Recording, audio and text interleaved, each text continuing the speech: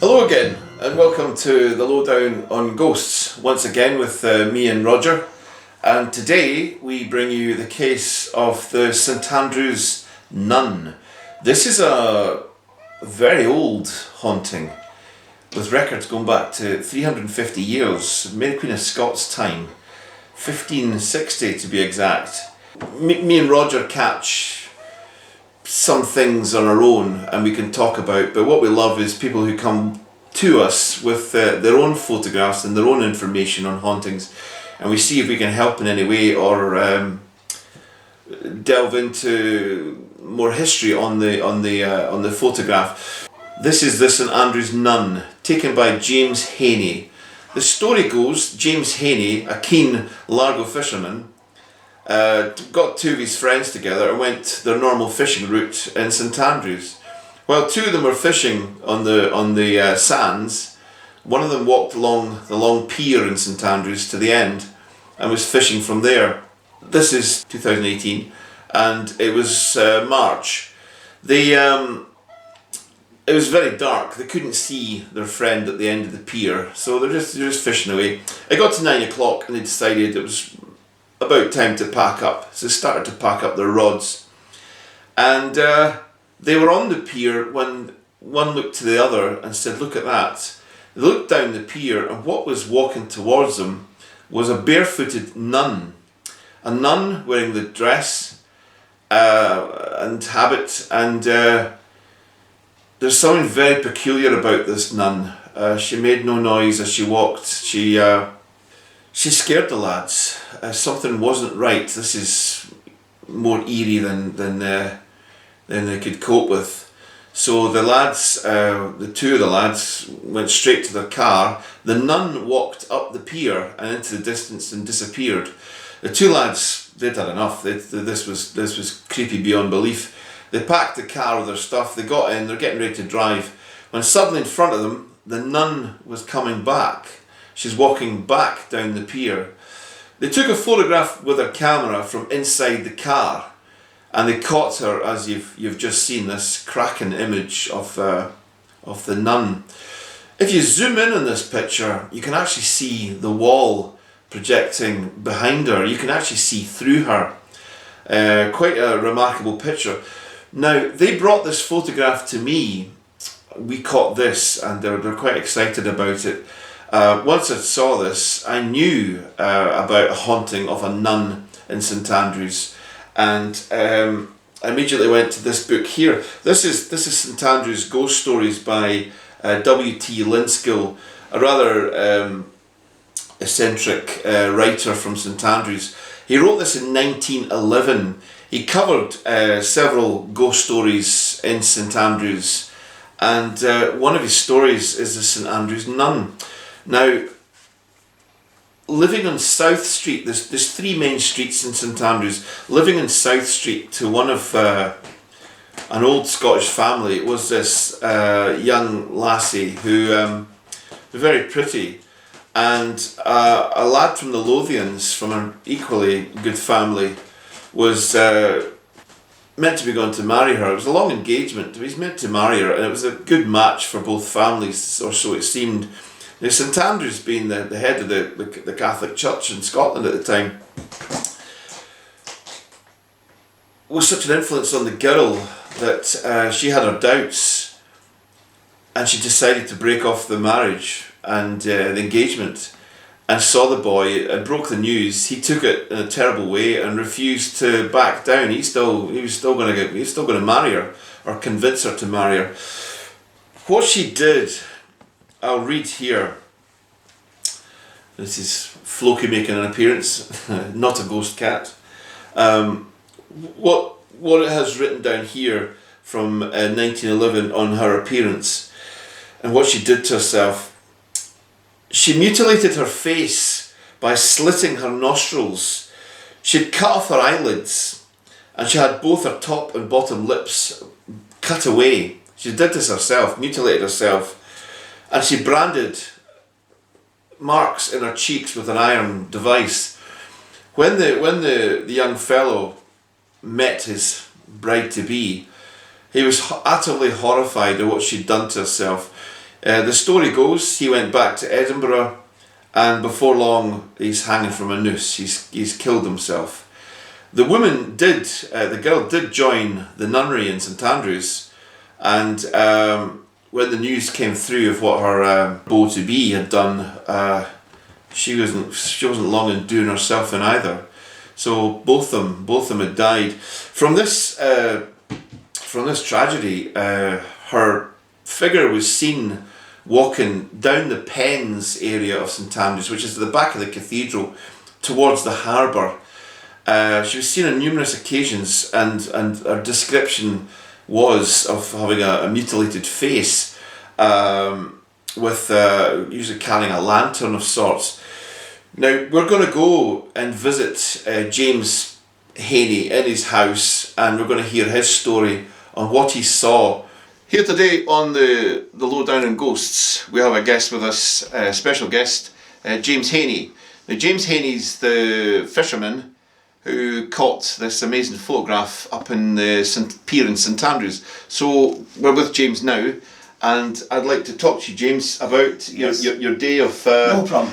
Fishing there and Yes. the fright that you caught. Yes. So what you went to St Andrews with two friends? Yes. Is that a place you fished before? Yes, all the time. Uh-huh. We got there about 5 o'clock at night, Uh-huh. and we stayed till about 8 or 9 or 10. Right. Then, coming back down the pier, me and my friend were putting the rods in the van, Uh-huh. and I said to him, look at that, the nun was walking up the pier. Right. And he looked, and I went, we'll stay here now till see her come back down. She come back down, and I put the lights on in the van Uh-huh. to get a picture. And I said, I better get a picture of this. Yeah. And I seen her. Then she walked past me, and I said, put the window down. I said, you alright? Yes. She said, in a robot voice, I'm fine. Right. Speaking like a robot. Then she went behind us, looked in the mirror, and she just disappeared. And you saw her face? Yes, it was like wax melt. Melting wax? Aye, it was white, browny colour. And her head was covered with a hood Aye, and all that, yes. my goodness.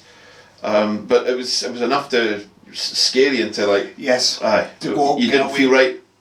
No need of a pal. He was totally gobsmacked, and he's never been back fishing again. It just felt unnatural. Aye. This what you were witnessing Yes. was... Yeah, of course. Yeah, but you left one of your pals at the end of the pier. Yes, And you shot off without him. yes. That's brilliant. That's excellent. He come for Dundee, that boy. Okay, but he never saw. Alex Boomba Okay, is his name. okay, and you never saw He her never at the seen end of the pier, He felt a presence. right? He said he felt a presence at the end of the pier. I was up there and I felt all cold. And then drafty. So this was 9 o'clock at night. Aye. My goodness. And what month was this? Oh, mind I told you. It was about March, April. Roughly. March, April. So what do you normally catch there? You catch cod, Cod. flounders, Uh huh. sea bass, Uh huh. and that's about it. Right. Anything else you noticed about what she was wearing? Anything distinct? Any jewellery on her or anything? No, she had no shoes on. She had no shoes on. No, just bare feet. Okay. And you mentioned there was a smell. An awful smell. Smelling like dead, rotten corpse or dead animals. My goodness, that could have been pretty terrifying. Well, I mean, what interests me in what you've seen? This is a book by W.T. Linskill. This is from 1911. Aye. It's a book on ghosts. A book on Aye. ghosts from 1911, and he does several. St Andrews is quite a haunted place, but what I'm gonna read you here is quite amazing. During the time of Mary Queen of Scots, we're talking 1560 to onwards. In St Andrews, there was a woman there who was engaged to a man from the Lothians, and it was a long engagement, but it was a good match. There were two big families, and they were going to marry them off. But being in St Andrews and surrounded by all the finery of the church, she decided she was going to give herself to the church as a nun. Aye. And we're discussing this with her partner to be. He took grave offence to this, and for her to put him off her, what she did was, and I'll read this to you, she mutilated her face by slitting her nostrils. She had cut off her eyelids and both her top and bottom lips. She branded her fair cheeks with cruel hot irons in the sole defence of putting her beau off her. Right. Once he saw what she did, he went back to Edinburgh, and the next thing we know is he's hanged himself. And she did join the nunnery, and with the results of what she'd created, this suicide, she did the same. She's been seen on that wee road going down to the harbour. It's the Pens Road. Right. She's been seen going down the harbour, dressed in black, and sometimes she's carrying a lantern. All this is written. This is a 350-year-old haunting, which mirrors. You mentioned her face was all kind of waxy, like wax, distorted wax. Aye. A mutilated face is what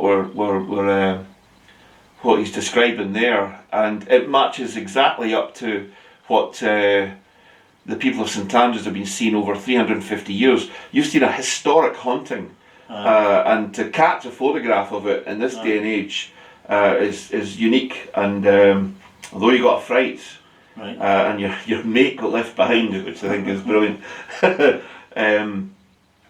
That's quite a classic, and yeah, I'd have killed to have seen something like that. Anyway, thank you very much. Cheers. Yes. No problem.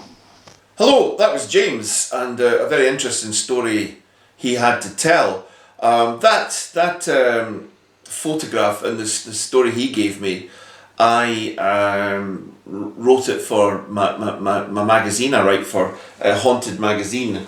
We have, this is December's edition this year, but I wrote it for the 2019 edition of the magazine.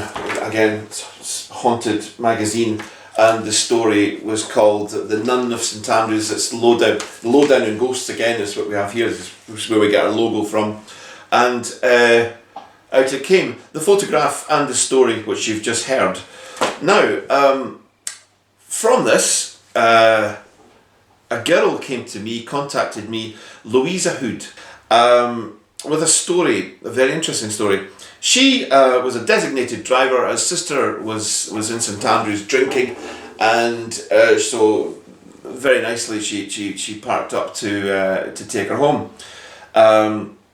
She states that she parked at a place called Ziggy's, which is a pub and restaurant in St Andrews, and sitting in the car reading something, waiting for her sister, she says a strange hooded woman came out the bushes and walked past me. She was singing a hymn to herself. It freaked me out. It was a nun. It was dressed as a nun. It freaked me out to the point that I took the car and moved out of the carport elsewhere. She never saw her face, but she did hear her sigh, and she recognises her as the figure in the photograph which James has taken on the pier. So there's another sighting in the 21st century of this nun, this medieval haunting, which is still haunting us today, which we think is fantastic.